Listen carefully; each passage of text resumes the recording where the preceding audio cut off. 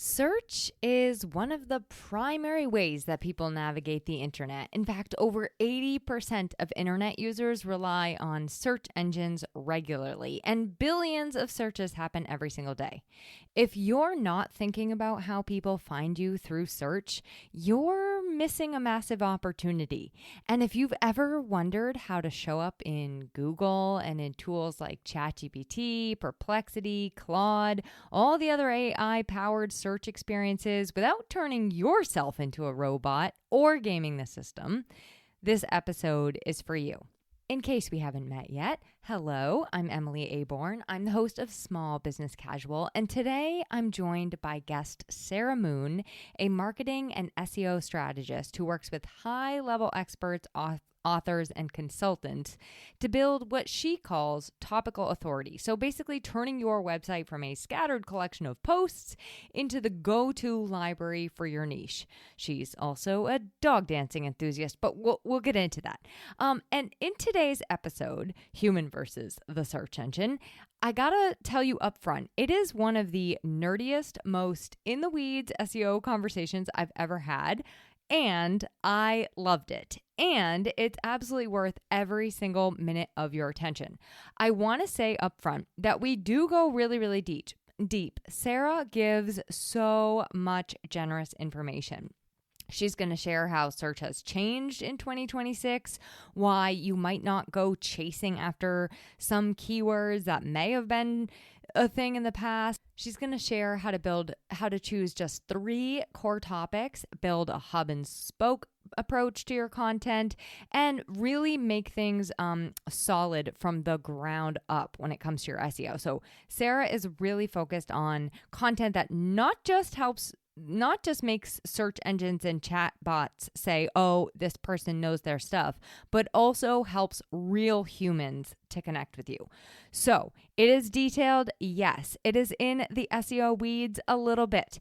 But if you care about being discoverable online over the long term, soak this up, please, because this is a foundational, confidence building, business changing episode.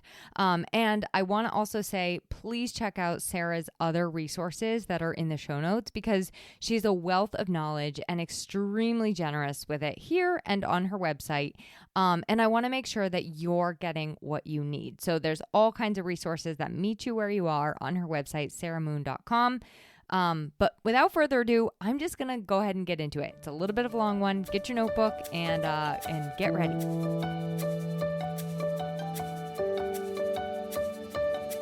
Sarah, I'm so excited to have you joining me. I always like to tell guests that you're like one of the rare few, but I got to tell you, the reason I knew I had to have you on is because I like to pick people who have like a best friend vibe to them. And I listened to a podcast of yours. I can't even honestly remember whose podcast it was. Was it Rochelle Moulton's podcast? Yes. That is sounding so familiar. That was probably the most fun one I've ever recorded. We talked for so long. It was like chatting with an old friend. That was yes. So you guys had that, and I was like, oh my gosh, I know I'm just gonna hit it off amazingly. And then I read your bio, and you have in your bio that you do dog dancing. Yes. I'm like, I need to know what dog dancing is. So that's why we're having this conversation. This is gonna change your life.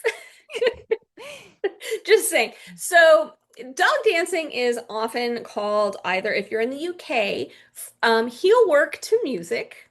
Okay. So and that's where a lot of the good YouTubes are. So if you go into YouTube, relevant to this conversation, and type in the search bar, heel work to music, you will find some incredible people doing like competition level dog dancing. In the US, it tends to be called freestyle. Okay. Not as easily Googleable because there's lots of different freestyle things. And it is basically, so it's essentially tricks turned up to like 2000. So and you do this. I don't do it at competition level. My dog he's 7 now. And when he was a puppy, he loves to train. He loves to work. He's an Australian Shepherd. They all love to work, but he loves to work his little brain and like problems. Like he's just a really special, I've had multiple Aussies in my life. And I enrolled him in puppy classes, which he had did great. Then we got into like another like more advanced training class. We were always in classes. And then we took dog sports and we started doing like rally, which is a whole other dog sport. And we just kept taking as many classes as we could. We took beginner, intermediate, advanced tricks, which he loved. And at that point, our dog trainer, teacher person, they pulled us aside and said, so I want to talk about your dog. And I'm like, oh God, my dog. And she's like, do you know how much potential he has? And I was like, I mean, he's pretty great, right? They were like, he's really special. I'm like, yes. And they were like, you should really look at how far you can go with this dog because he really loves to work. He's got all, it just makes him so happy. You guys work really well as a team. And so we started doing training for different dog sports, got really serious about it. And then the pandemic came right when we were going to start competing in just regular dog sports. And that same dog trainer started offering tricks classes and online. And so we started doing that. And then basically the few of us who were taking these classes got really advanced. And so our trainer was like, y'all want to do freestyle, which is what it's called in the US, which is dog dancing. And we were like, do we ever? So we spent multiple years taking weekly dog dancing classes. And Awesome. my dog just loves it. So we still like chain together, like do these sort of coordinated tricks routines. Basically, I mean, you coordinate to music. If you go to Instagram and you find Venus and Mars Canine, and you Well, why aren't you posting this on your scroll back a Instagram? few, scroll back a few years, you will find an amazing compilation video of our class doing a dance to Shakira's She Wolf. Okay, that's funny. All right, It was this is really some funny, but it this is is a some really, Google research I I need to will do. say that it is one of those things. It says me, I can talk about dogs all day, and this is not a dog podcast. If you want to build a really great relationship with your dog, which is actually the core of good dog behavior, Yeah. doing something like a tricks class or dog dancing, something like that is not so serious, where you can both be having fun, it will transform your relationship. Oh, that is so good. And you know what? On this podcast, your dogs are part of the team photo. Okay. So I mean, so I have you're my good. dog in my submark logo. So I mean, There you go. Yeah. but it really is one of those things. There's something with getting the chance to be a little silly. It's like with our friends, right? We Yeah. can be silly, it strengthens that bond, or with our partners. Like if we're silly, it strengthens that bond. Same with our dogs. Like if we're That silly is together, it builds that connection and there's that joy and everyone feels good. And yeah. I love that. So that Okay, is dogs I know we were aside. here to talk about SEO, but like Yeah. I am I the mean, unofficial like dog advisor to all of my friends. I'm sure you could somehow figure out how to tie it in like with a business lesson. So I like using, I'll let I you think actually about have that one. my most unsubscribed newsletter was exactly that. And I was like, man, I guess I found the people who don't like dogs. Oh. Well, you didn't want them in your life anyway. And I was So like, guess we're not a good fit. okay, so like let's pause the dogs, which I love and I can't wait Yeah. to go look those up on YouTube. Tell me a little bit about like time in your business and your backstory because I really that was also pretty impressive to me when I heard you on the podcast. So I have been running some iteration of a business. I say since 2008 because that's when I had a layoff. And what happened in 2008? Yeah. Economic crisis. Yeah. So there were no jobs to be had. And so I had truly pretty much my entire career, effectively like what we would call now a side hustle of some sort, doing, maybe writing, like a lot of this was pre-internet stuff. I'm doing some, as the internet became more of a reputable marketing vehicle for businesses, doing some blog stuff, all that kind of stuff. I always had little side things, partly because I get bored really easily and I like working on different projects. But I had this layoff. I applied for so many jobs, got a few interviews, was finalist. I mean, anyone who's ever gone through a job loss knows how this goes. Was a finalist for a bunch and just never quite get an offer. And I was like, well, guess that little side thing is going to have to be the thing because you got to pay the bills. Yeah. And so I, pieced together different freelance opportunities, leaned on my network a lot. which fortunately I had a really good network and really went through this kind of interesting evolution where I was sort of, because of my previous jobs, I was a communication generalist who did focus a lot on online stuff because I was like the young person at the time. And found people saying like, do I need a blog? Does my website need to like have more than a map to my business? Like, just these kind of interesting questions that people started asking me. And over time, it really grew into something that I was really proud of. And, eventually I had employees who were, working, on building client websites and training clients and doing things like that. Um, and had a really great productized service that sold which is basically a off the shelf effectively service that you sell as a product. For anyone who's not familiar with that term, that sold really, really well, was really successful. And then, that kind of went through the early pandemic years with that model. I lost a couple of really great team members who went on to pursue like their own really cool things, and I'm super happy for them. And I kind of looked around, I was like, maybe this is the right time to shift from that done for you model into more of this consulting role. What happens when you do that? You've really got to, anyone who's a consultant out there knows you've really got to have, a clear framework, clear methodology. It's very different than that kind of agency model. And so spent some time evolving into what the business is now, where I kind of divide my attention. I have a system that I use that to me, it all makes sense that it connects together, but marketing strategy, search/discovery type strategy. And then also the piece that I weave in that I think is kind of unusual is making sure that the offers, the things you're actually selling, whether they're services or what have you, are actually aligned with all of those other strategies, because that's actually where we see a lot of gaps. So I bring those three things together, and I'm really fortunate to have a lot of clients who've been with me for a long time. Even back, a lot of them from the agency days came with me and were like, I waited for you to offer stuff like this for years. Awesome. Yeah. So that's the shortish version of my story.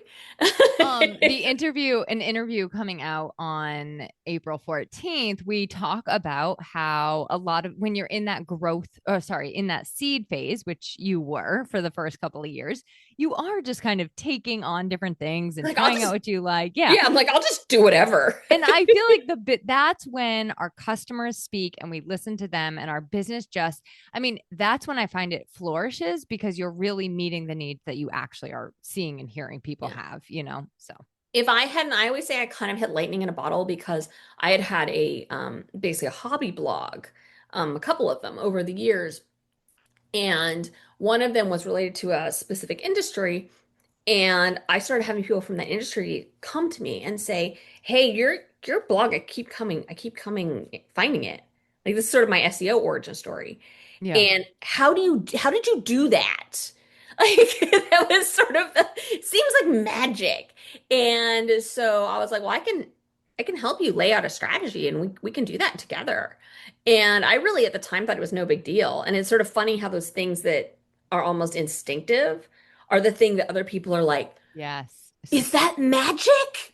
That is so true. That is so true. And I think that's actually a really important soundbite, because it's true for all of our businesses. The things Absolutely. that come super easy to you are the things that other people are like, what? I could not.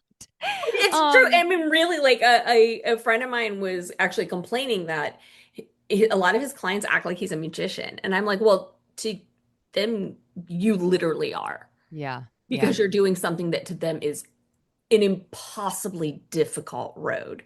And And you that's a just make it good look, that's yeah. like your sweet spot as a business owner too, because Hmm. then, you are really in a flow, I would say. Hmm. Okay, we have a lot to discuss. I know, I know. There is a lot changing in the world. I actually want to share two things to kick us off. So first off, I was on Reddit the other day, and I was in a copywriter's thread, and the one of the people had posted how her client she said, I want to rank for the large language models. Can you write me copy that's going to rank for the large language models? And the copywriter was like, I think she said yes, but then she's like, but then I got into it, and I'm like, I have no idea what that even means. Like, and I have been asked by clients the same question. Can you help me rank for large language models? I'm like, I don't know. Maybe. Can I? I don't think so. I know how to work on SEO, not that. Then I also was in a situation recently where I was live time working on someone's site with a website designer, and she had me putting in different features for the LLMs. And I'm like, I mean, Mhm. again, I don't know what I'm doing. I'm just kind of like doing what I'm asked to do. And Right. so I want to start there because all of the things changing in the world of SEO. First of all, we've all heard the term SEO. We all know what it means, but just to, just in case Yeah, somebody, just to kind of we can all get on the same page because I do exactly. think it's one of the things that I've really had to learn is that even amongst SEO people, so that stands for Yes. search engine optimization, we are often talking about different things. Yes. And so some folks are really heavily leaning on technical things, performance, speed, the way different code on your website loads, all of that kind of thing. If you hear core vitals, that's one of those. Those are Uh, all important. I know. This is yes. what I mean. Yeah, that's the Yes. base most people. I wish this Yes. was I'm like for the listeners. Emily just I, made a vomit face. a pukey face. But there's so that's what some people are talking about. Some people are talking about your content strategy. Some folks are talking about back end optimizations and headlines. So there's all these Mhm. different things that people are talking about. And in reality, they're all right. Like no one's like, Yes. oh, you're doing it wrong. Like, oh, you shouldn't focus on content strategy or you shouldn't focus on it's just really different approaches and different things that people prioritize.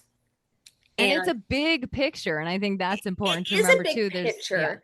And now, this is spring 2026, it's even more complex. So, the way I like to talk about search engine optimization or SEO is what we are trying to do is position our websites and in reality, any other property we're on the internet. But I always start with a website because that's the thing we control the most to be something that is discoverable across as many search engines as we can. So what is a Hmm. search engine? The biggie is Google. It still has massive market share.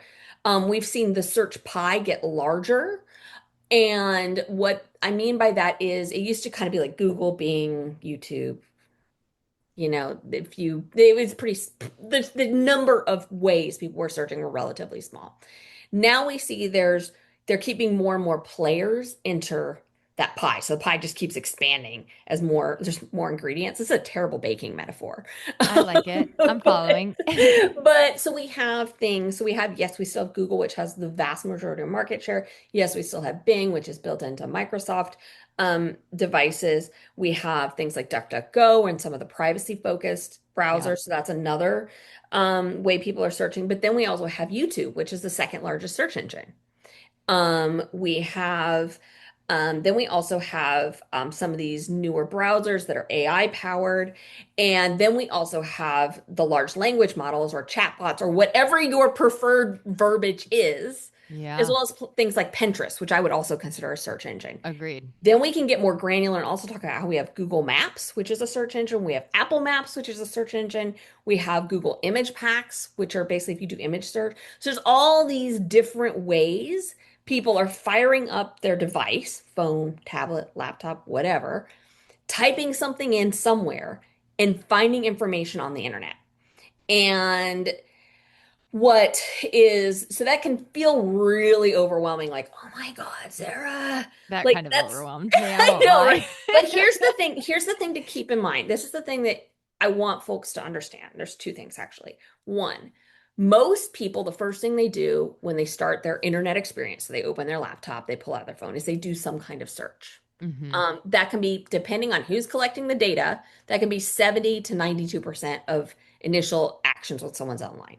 Again, the data is, but that's still a lot, Good even if point. it's Yeah. 70, right? So that's something to keep in mind. The other thing is ultimately it is all searching. So people don't behave radically different if they're searching on Pinterest, if they're searching on YouTube, if they're searching on Google, if they're chatting with a chatbot. They still have the same questions. They still phrase them the same way. And we really saw this as voice search a few years. Actually, I was going to say a few years ago. It's been around for a while now. When voice search first emerged, we saw a shift in the way people search in Google too. We saw more questions. We saw more conversational style in the way people, well, it's pretty easy to put, one and two together and get three and see, oh, that's because people got in the habit of asking Siri. So they started Yeah. asking, you see what I'm saying? So the behavior and the psychology isn't all that different.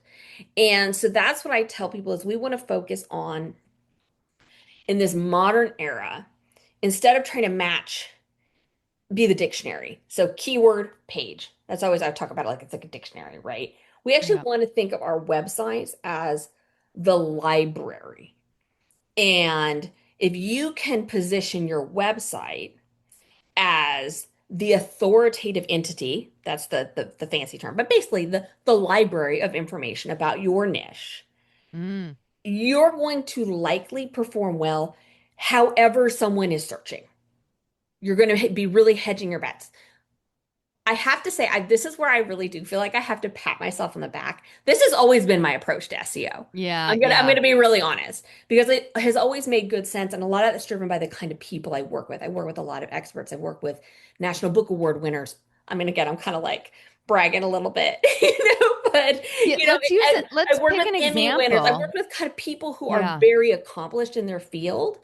And one of my past clients won a MacArthur Genius grant. Like these are Wow. very skilled people. And it always has made sense to me that if you are a highly skilled person, you would want to frame your marketing and specifically your SEO strategy around your expertise and make the things you own the hub of that expertise. It's just always been good common sense to me, based on thanks to the people I've been fortunate enough to work with. And so that's always been my approach to SEO.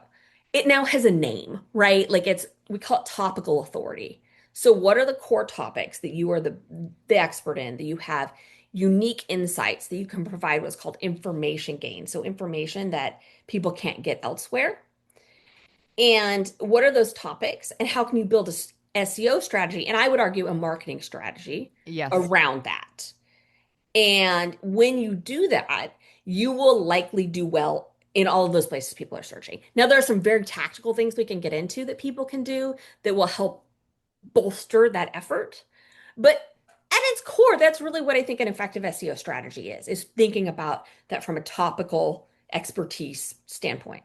Okay, let's get into the logistics, and I'm going to share an example with you that I think will work well Okay. with this. So, like one of the best, I took an SEO course. It was like 9 months long, and one of the best parts of it was a project we did where we took one topic of expertise. Hmm. Mine, I chose at content repurposing. Oh, So, that's a good one. There's a yeah. lot of searches for that and not a lot of good info. Sorry, I just Well, thank nerded out no, about that. thank you. I love that.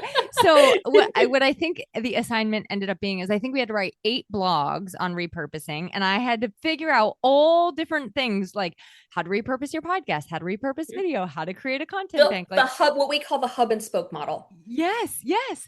And then I used that same content on social media, repurposing it, and on my Yep, podcast, repurposing it. So it was love it. all like this big. So I take an example like that and show us like how to break down, like maybe we pick a travel agency or something I like was like, that. I can go with content repurposing because that's really good. But so I do want to say what you're talking about. I think that's a really good framing. So what you're talking about is often called hub and spoke. Yeah. Sometimes it's called topic clusters. There's a few other words that people use. Content clusters is another one. I use all that verbiage interchangeably. So that strategy where you're like, I'm going to have a pillar, so an overarching article that goes into one of my favorites is actually King Arthur Flowers' sourdough guide, also because I'm a sourdough baker. But like theirs is my favorite example because I've watched it evolve over probably 8 years. And they just Yeah. are, so whoever is driving that bus is like just so great. Um, and that is a core piece of what we people are kind of calling entity SEO. I just call it topical authority. That is a core piece of that. So that is something that if you do that, you are doing probably a lot better than a lot of your competitors. So if we're talking about, I can go with the travel agency um, example. I Um, can pick another if you I'm like, need. I can go with that one. That one's like a little funky because that gets into. Like that, there would be some special things that a travel agent would need to do because also we're in this weird place where people are like, do I even need a travel agent? Yeah, yeah, yeah. Okay, Like I'm let's like I've pick. actually had travel agents as clients and it is their SEO strategy is complicated. Okay, I know there's a travel agent listening, so I'm like, don't listen to this, I'm Christy. sorry. I'm so No. sorry, travel agent. Okay, you pick the industry. So, well, I was actually And gonna say, let's go with. So we're talking about an attorney, right? Like, say they're an intellectual property attorney. So that's someone who deals with things like licensing, copyright, trademark, infringement issues, patents sometimes, all that kind of stuff where, their clients are trying to protect these really valuable assets in their business. I think that's a pretty good one because I think most people have like at least a decent idea with it, like copyright is a thing. yeah, And most people have at least had some interaction with an attorney. Um, and also like I adore my intellectual property attorney, so maybe she'll listen to this and get some free advice. Anyway, so pass it along. I call this what I've been functionally calling this is thinking about your SEO strategy in 2026. Things could change, right? So I just want to always ground in where we're at right now. Yes, yes. I like to think of it as a layer cake. And when we make a cake, we stack I'm very into the baking metaphors today. We want to stack those layers very purposefully, and if our cake is getting smaller on the top, we don't want to take that small part at the top and put it in the middle because the whole cake will collapse and you'll have just a big old mess that makes no sense. And so we want to really purposefully stack all the elements of our SEO strategy together in a really solid order. So what you were talking about in your example, that hub and spoke, that's effectively the second layer. So that's doing a lot of heavy lifting. But the first layer of this layer cake strategy or topical authority or whatever that I think about is we want to first actually step back and identify. This sounds so obvious, but people do not do this. Two things. One, what are the actual topics that we are the authority on? Right? Yeah. Like, and again, it sounds so obvious, and yet the vast majority of people I talk to have not done this because they're like, How I'm many do you just recommend people choose? I always tell people three because I like Yeah, literally that's because I like the number three, but I also think it's same. really easy for people. My whole approach to marketing SEO is let's make it easy Yeah. because the folks I work with, they maybe have a couple people on their team. And so And they're doing a lot of work themselves. one thing I want to remind people too, as we go through this kind of exercise, is like three topics. You can go so So deep. deep on three topics. Like So you deep. have so much information on those three topics. You will never run out of content ever, ever, ever. Right. So in my intellectual property attorney example, that may be, one of those may be trademarks because there's a Yes. lot you can go into with trademarks. One may be licensing, which is a subject that's very important to intellectual property attorneys, but a lot of their clients know nothing about. And then number three might be copyright infringement, right? So those are three, and any attorney you talk to could be like, okay, I could give you 700 subtopics Yeah, because those are exactly. huge issues. But you need to identify those first. But here's the thing also that is becoming very, very important. This is both from data that I've seen, but also I'm very fortunate to have access to basically hundreds of sites, Google Search Consoles. And so I can I like to snoop and I get to look and see what's going on. And it's very cool if you're a data nerd. And so one of the things that I've seen is also we want to identify what entities, so what are these other companies, institutions, even individuals that are connected to those topics we've identified. So if I'm a, copyright attorney or an intellectual property attorney, obviously the obvious one would be the US Patent and Trademark Office. So you want to be also citing the authority, like what are they saying? Because what that does is it gives a signal so it's kind of like putting out a sign. Like, yeah, so not only do I know my stuff, I am aware of the other important players Yeah. in this topic, and I am actually proactively linking to them and citing them as a source.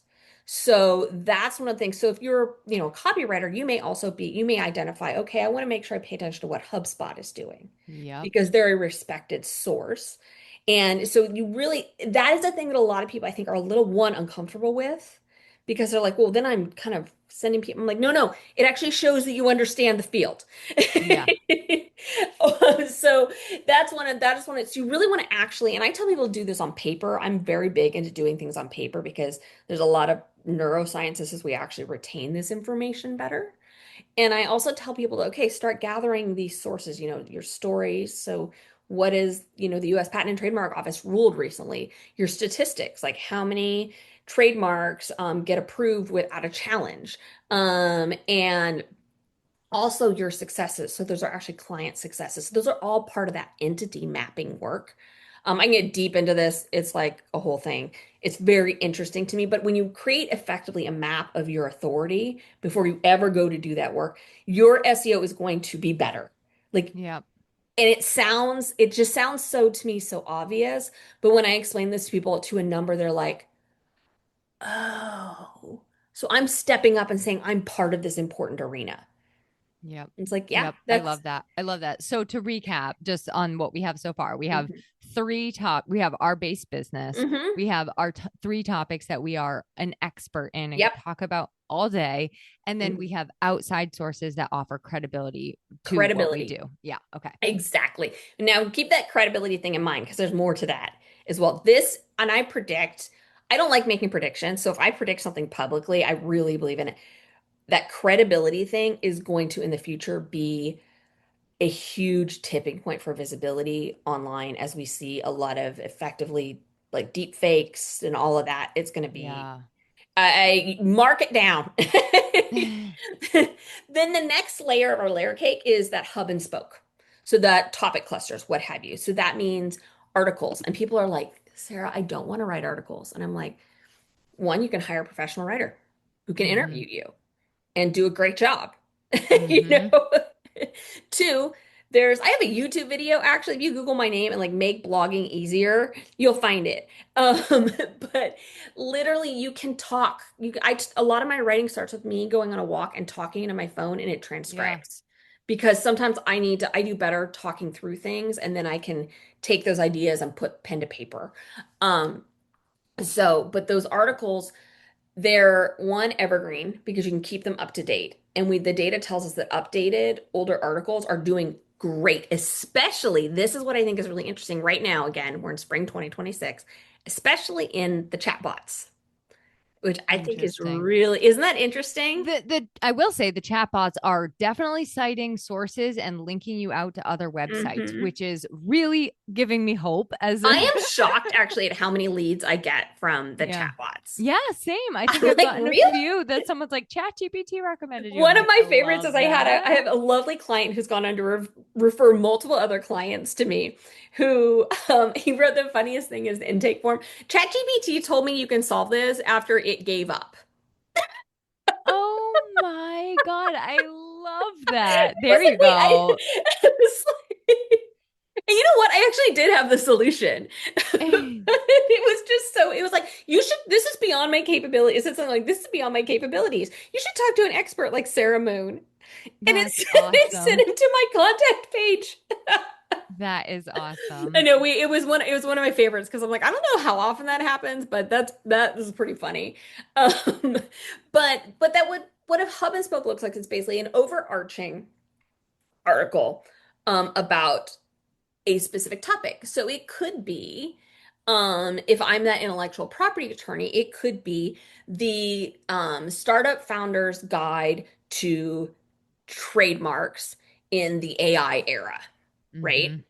So that would be if you're anyone's an intellectual property attorney, steal that. It's really good. You will get a client from it.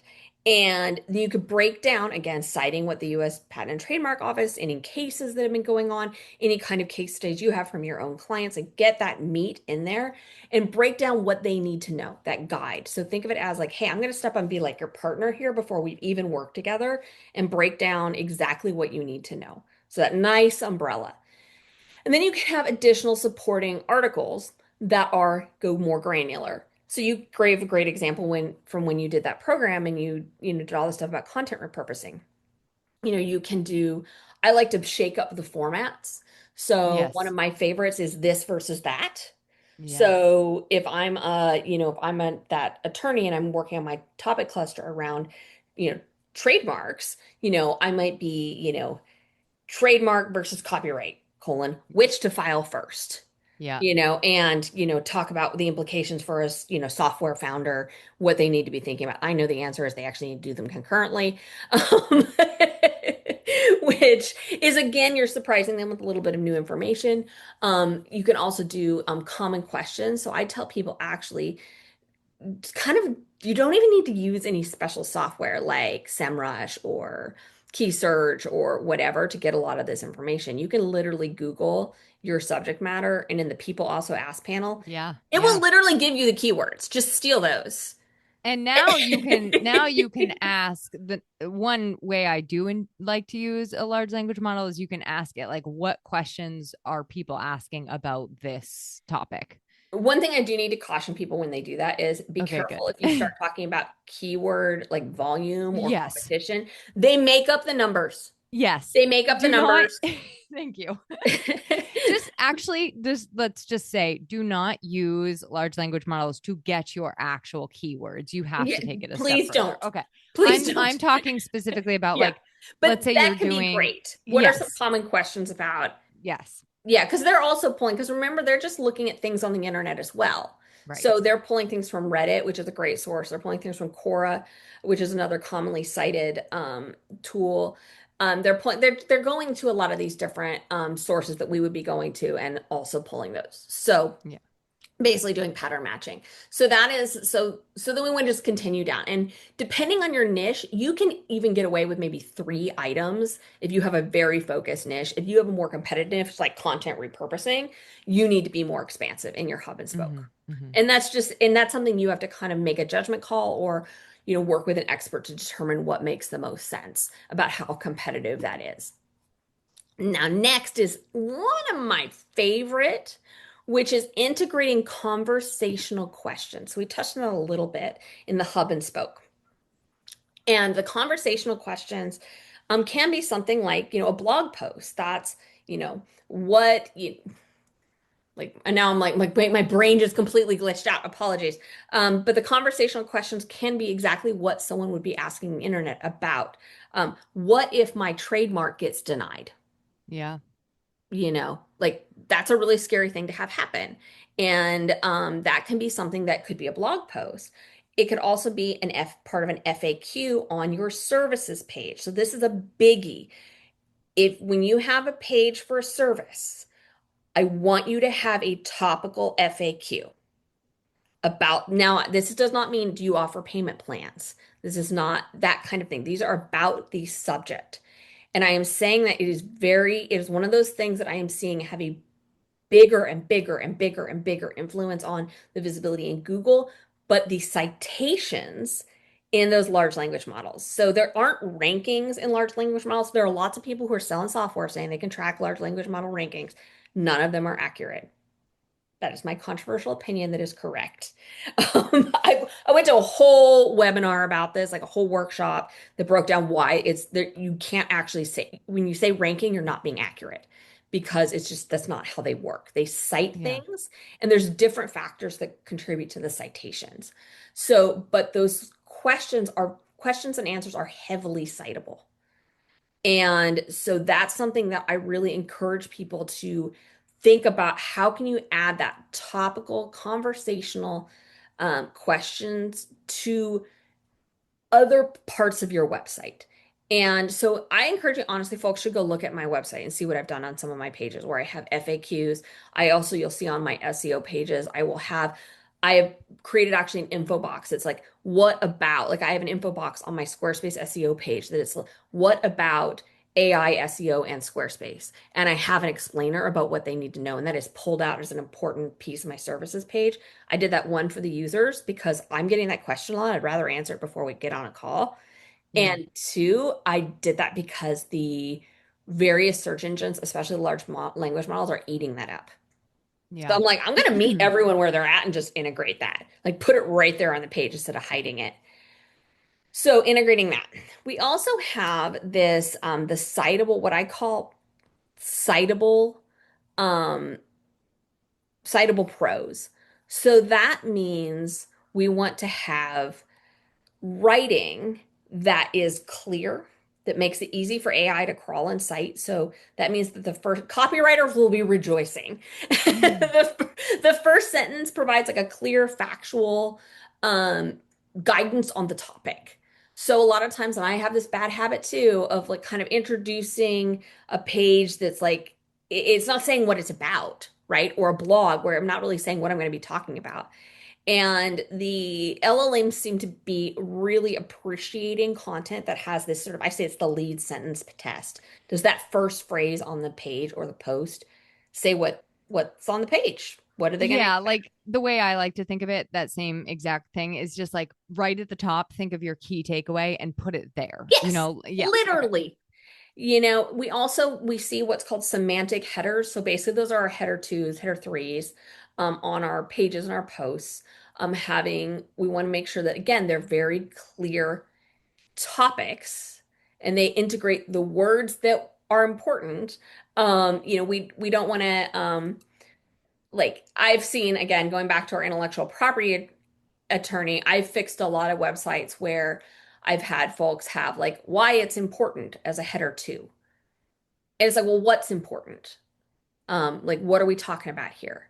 Maybe we want to say the benefits of, you know, licensing for your business's revenue. Like Yeah. we can say the words. We also want to, again, this is all copywriting basics, but I think it's great for copywriters because copywriters know how to do this stuff. Scannable headlines, bullets, bolds, all of that kind of stuff, integrating questions again. All of those models really like that citable prose that makes it very clear. I think the big upside is it also creates a high quality user experience. Mm-hmm. What's Okay. becoming, I mean, that's the other thing. Someone can scan Yes. and understand.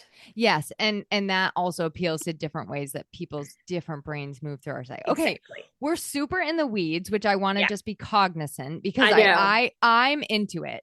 I know. I know. I'm And laying it out. I've got two no, more points. okay, So, okay. And then I want to make sure we just distill it down yeah. so easy because I really don't want people to feel overwhelmed. I know. It's and honestly, folks, this is probably the most technical thing I talk about. And I always do a big apology, like, I'm sorry, but I promise y'all can do this. Yes, This is yes. the thing. I actually think my most controversial opinion is I think topical authority is way easier than the old school dictionary matching keyword stuff. Yes, I have to agree with you on that one. Like trying to figure out, I mean, let's just use like life coach as an example, like Right. saying like life coach in New Jersey. That's harder than topical Yes, authority. So, it is yes, way harder. I mean, and that it also I think it allows people who are really high level experts yeah, to step back and not have to worry so much about that. Like if I'm that life coach in New Jersey, you can actually be like turn around and say, like, okay, but what's the real root of what you're addressing? Can we yes. build a search strategy around that? Okay, And a let's lot add of the those two tiers. yeah, and so I'm not saying life coaches in New Jersey isn't important, but use that for your Google business profile. Yes, yes. Or your homepage, or yeah. Yeah.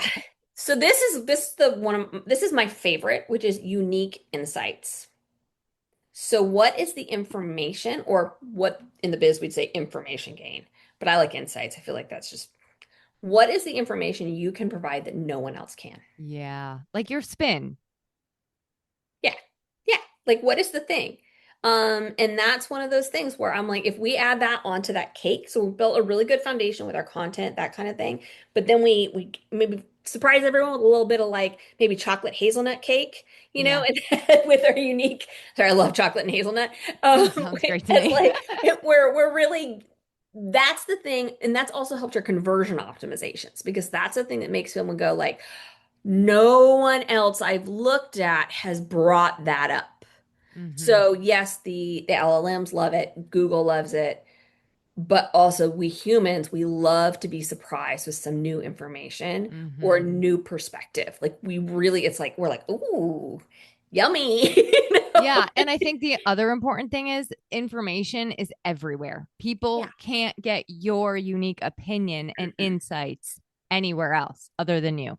So, And what I see is people oftentimes are trying to fight it out in more of the like And this doesn't mean, I'm not saying this in a judgmental way, but more at the basic level.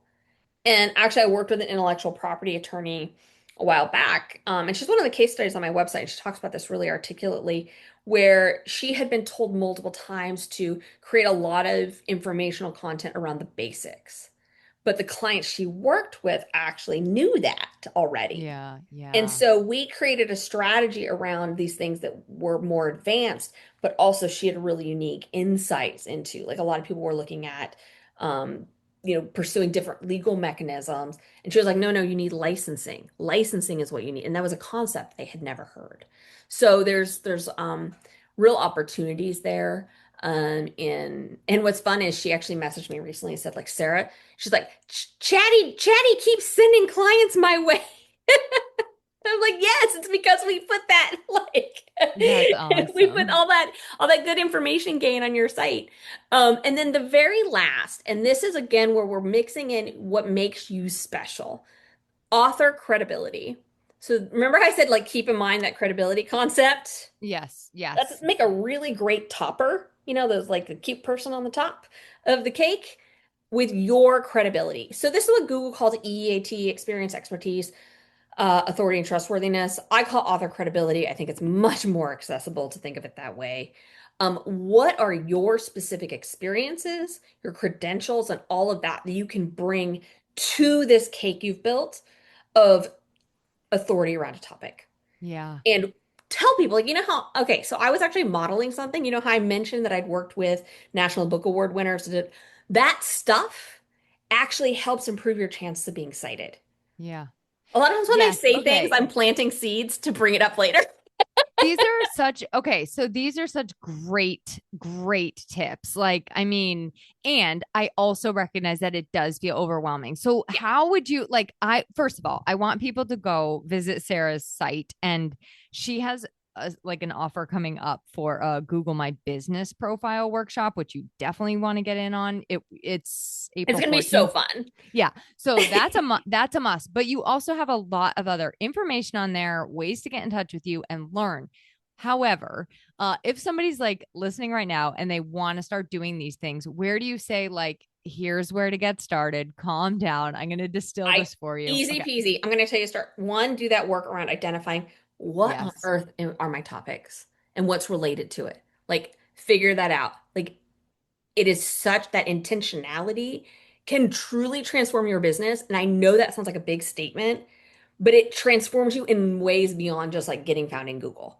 Like it makes you more confident. It makes you more able to like, if you're on a podcast, you can more easily be like, here's what I do that's different than everyone else. Yep. It can just it's a huge. This is where I get a little bit woo woo. Like I really, it can shift your mindset, and it's really a big deal. It's like putting that stake in the ground, being like, I'm I owning this. agree. Go And 100% in on yourself. Yeah. truly, Yeah. truly, I have met so many people who are their industry's best kept secrets, and they absolutely should be the most popular person in their industry. Yeah. Um, and then the next thing I would start with is that hub and spoke article thing, because I can guarantee you most of your competitors aren't doing it. So you're going Yep. to be building an unshakable foundation that then as you progress, because you don't need to go and do this all like next week, Right. right? Right. But you can create one article a month, two articles a month, and start working progressively, and the rest of that will follow. Yep. And I really, really encourage people to start there. I actually do have a free course that's called Engineer Luck, that goes into a little bit more of that strategy and what that looks like. Okay, It's great. free for a reason because I really think that people, they get those wins, they'll see the possibilities. And it's really, really can make you just see like, wow, I'm attracting people who are really well fit into my world.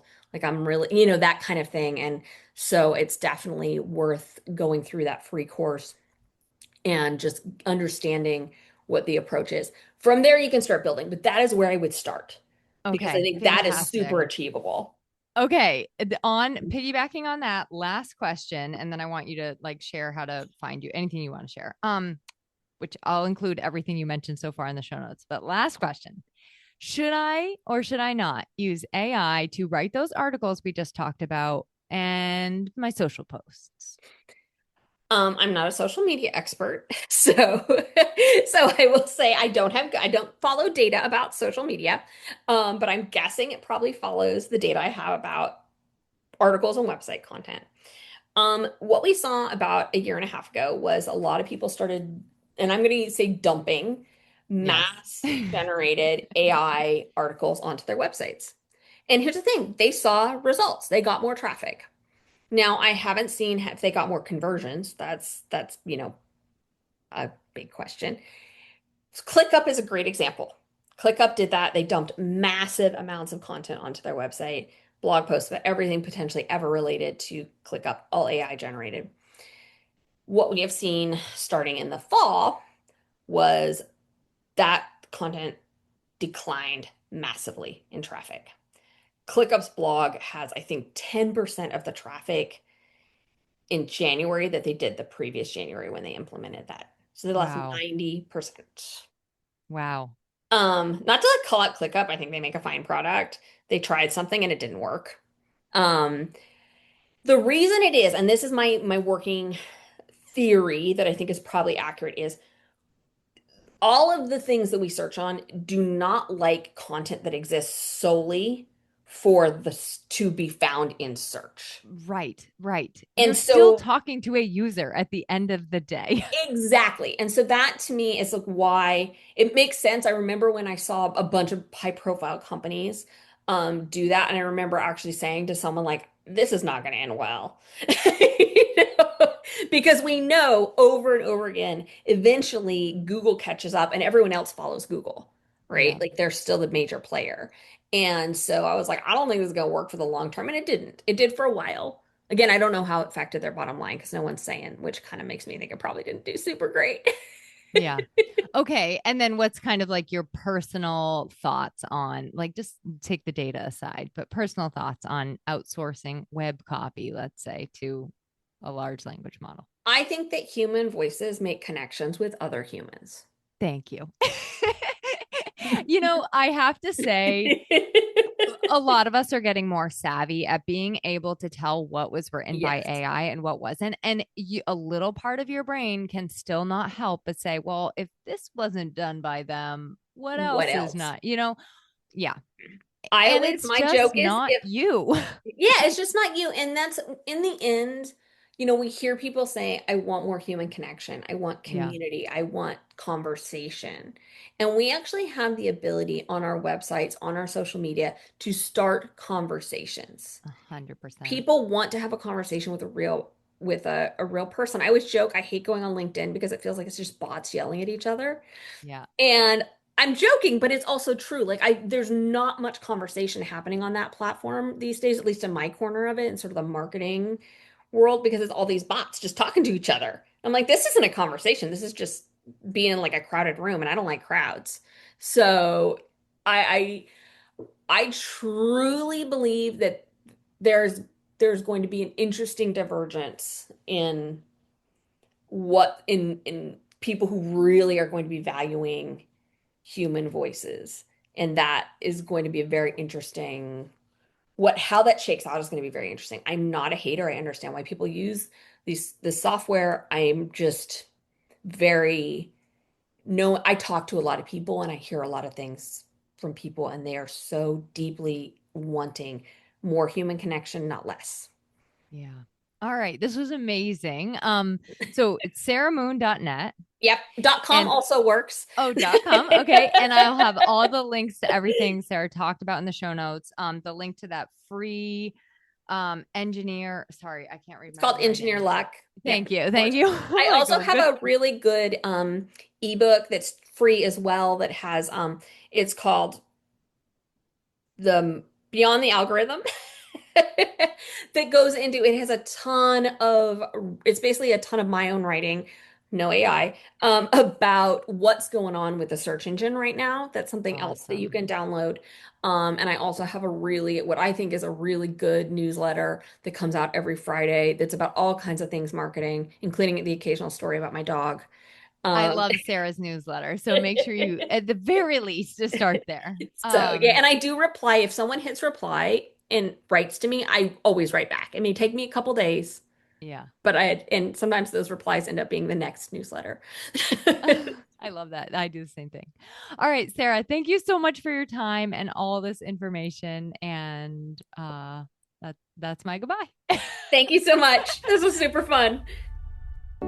Thanks for joining me on this week's episode of Small Business Casual. If you're considering a rebrand, starting something new, or ready to upgrade your website copy to reflect the brand you've already built, I'd be delighted to help you find just the right words for your business. Reach out to me at emilyaborn.com, and I would love to hear from you.